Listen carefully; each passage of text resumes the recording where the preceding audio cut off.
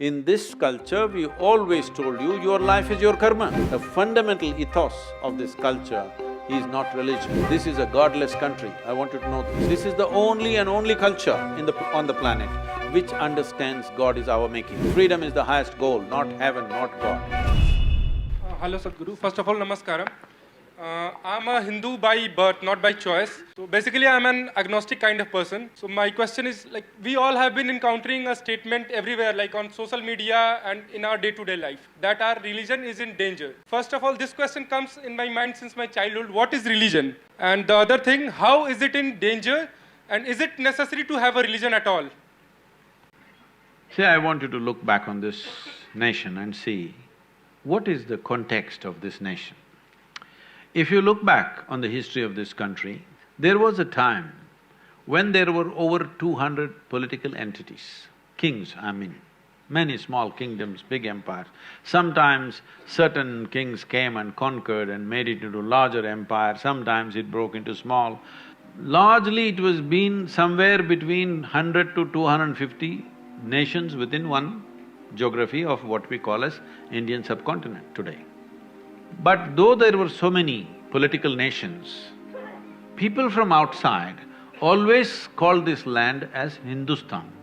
Even now, if you go to Arabia, let's say Lebanon and Jordan and these kind of places, you will find thousands of women in Lebanon are still taking the name Hind.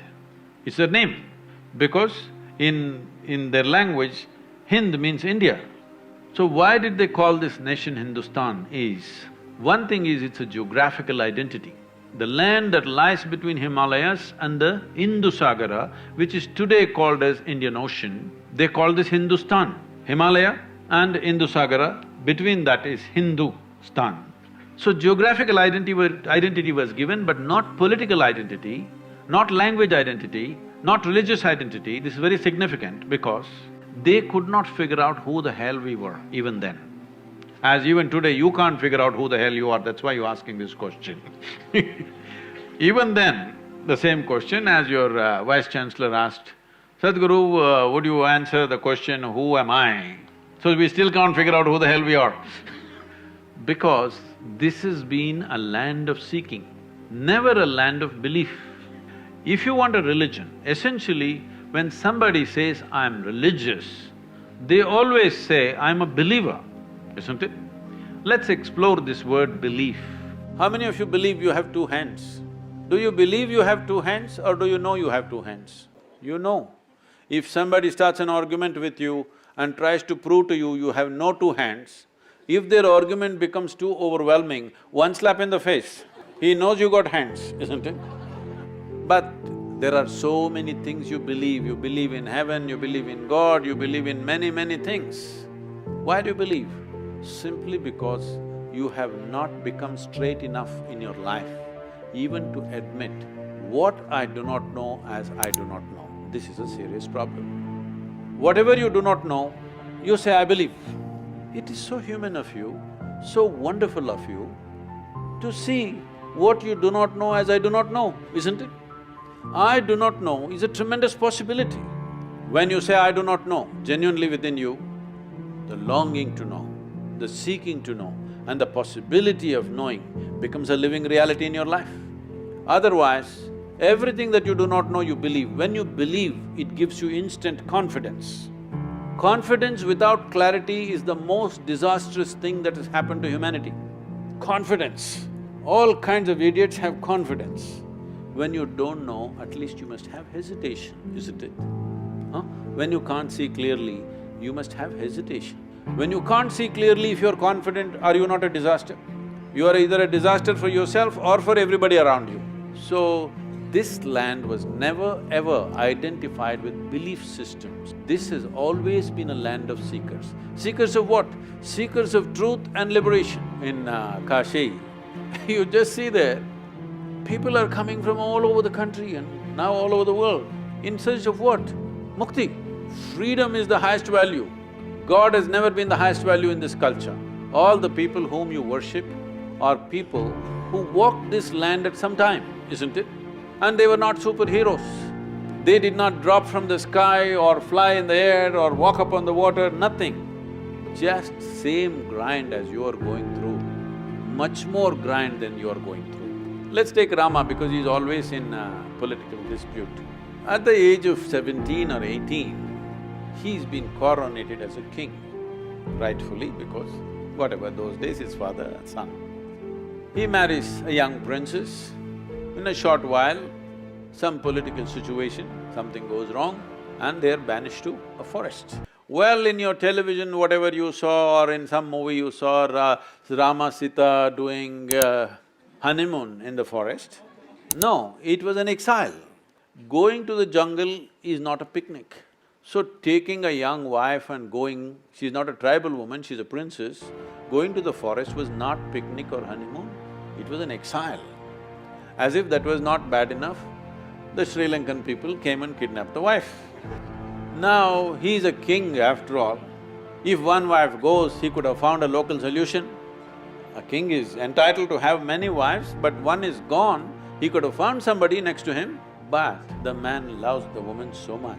In those days, no GPS, you don't know where exactly Sri Lanka is located. Just him and his brother walk. I want you to imagine the walk from Ayodhya to southern India. Not a simple search. How many people will search for a lost wife 6,000–7,000 years ago, walking 2,000 plus kilometers? How many men would have done that? So, he walked and formed a Tamil army, then went to Sri Lanka, burned down a beautiful city, fought a war, killed hundreds of people, got back his wife. The man has to do this. That woman should mean so much to him to do such an act, isn't it? Then he brought her back. Again he became a king, again something goes wrong. By then she's pregnant. See, a king's wife or a queen being pregnant means it's not just a pregnancy, it's the future of the nation. It is a big thing, it's not a small thing. And he's a big emperor by then.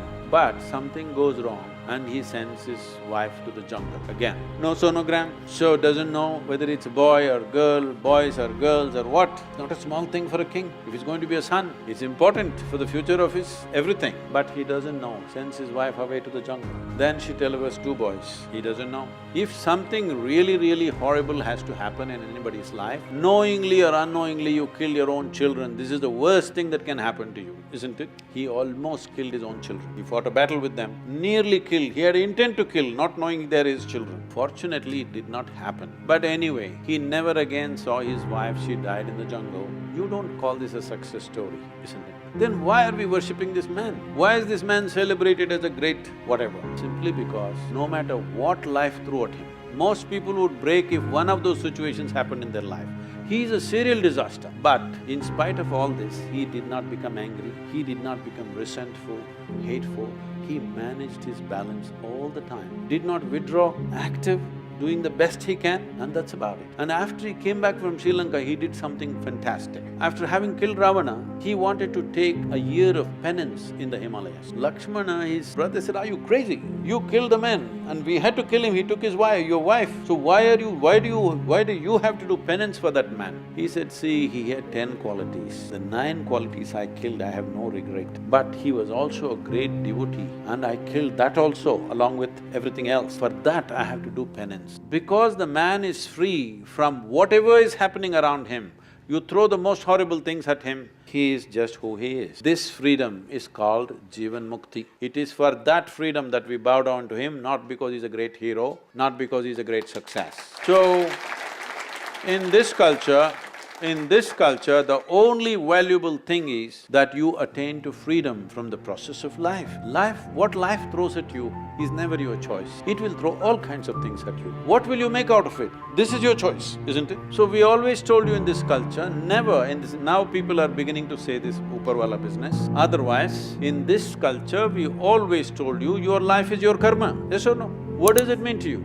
It simply means your life is your making. Nobody up there sitting and managing your life. Well, you're on a round planet and the damn thing is spinning, you don't even know which side is up. Do you know which side is up in this cosmos? Is it marked somewhere, this side up? So you do not even know which side is up, but you know who is up. This is a serious problem. No, it's not a laughing matter because it's taking lives. It's taking lives does not mean people are being killed, that's also is happening, that's a different matter. But it's taking lives because instead of creating your life, you're looking up and walking. When forever we told you, Your life is your karma. What you make out of it is all there is. What is thrown at you is not in your hands. What you make out of it is 100% yours.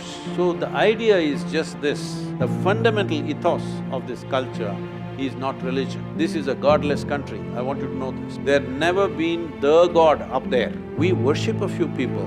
It's very appropriate, today people are saying Tendulkar is cricketing god. Whoever excel in any aspect of life beyond a certain point, which we considered is normal human being, if somebody excel, then we say, oh, he's godlike, he's a deva. This word God as a supreme entity never has been here. Here we are always talking about those who have excelled beyond what we normally consider as human as devas. That's why we have 36 million gods and goddesses. You must create more, there's no problem. Because after all, this is the only and only culture on the planet which understands God is our making. Everybody thinks they are God's making.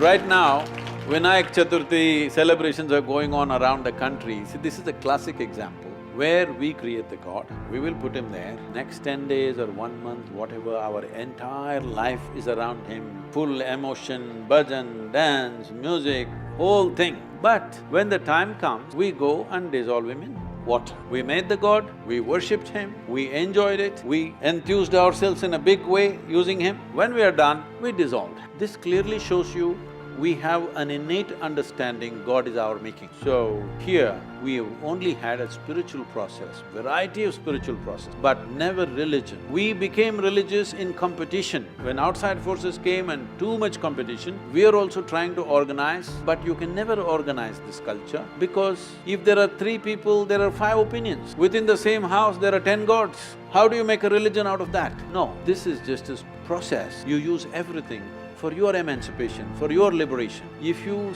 listen to the conversations of your mothers or maybe your young people, your grandmothers, not some spiritual conversation, daily conversation if you listen to it, without uttering the words karma, prarabdha, mukti, moksha, there's no conversation in this country. Constant reminder, no matter what you're doing, your education, your family, your business, your spirituality, everything is only towards your liberation, always. Freedom is the highest goal, not heaven, not God.